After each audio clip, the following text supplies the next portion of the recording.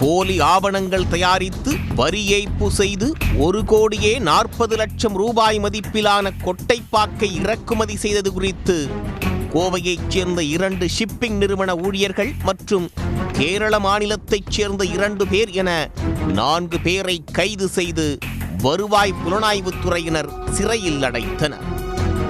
வெளிநாடுகளில் இருந்து கொட்டைப்பாக்கு இறக்குமதி செய்ய இந்தியாவில் தடை விதிக்கப்பட்டுள்ளது. மேலும் 100% வரி செலுத்தினால் மட்டுமே சுங்கத்துறை சார்பில் கொட்டைப்பாக்கு இறக்குமதி செய்ய அனுமதி அளிக்கப்படும். இந்நிலையில் மத்திய வருவாய் புலனாய்வுத்துறை அதிகாரிகளுக்கு கோவையைச் சேர்ந்த ஒரு ஷிப்பிங் நிறுவனம் வரி ஏய்ப்பு செய்து கொட்டைப்பாக்கு கடத்துவதாக தகவல் கிடைத்தது. இந்தோனேஷியாவிலிருந்து தூத்துக்குடி துறைமுகம் வழியாக முந்திரி கொட்டை இறக்குமதி செய்வதாக போலியாக ஆவணங்களை தயாரித்து கண்டெய்னர்கள் மூலம் 1,40,00,000 ரூபாய் மதிப்பிலான சுமார் 23 டன் முழு கொட்டைப்பாக்கை இறக்குமதி செய்திருப்பது தெரியவந்தது. இதைத் தொடர்ந்து வருவாய் புலனாய்வுத்துறை அதிகாரிகள் தூத்துக்குடி துறைமுகத்தில் இறக்குமதி செய்யப்பட்ட கண்டெய்னரை சோதனை செய்ததில் அதில் முந்திரி கொட்டைக்கு பதிலாக கொட்டைப்பாக்கு இருப்பது தெரியவந்தது.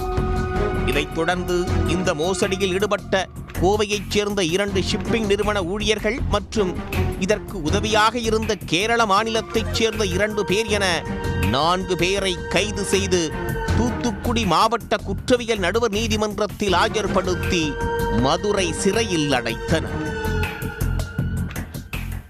உடனுக்குடன் செய்திகளை தெரிந்து கொள்ள சன் நியூஸ் பெல் ஐகானை கிளிக் பண்ணுங்க.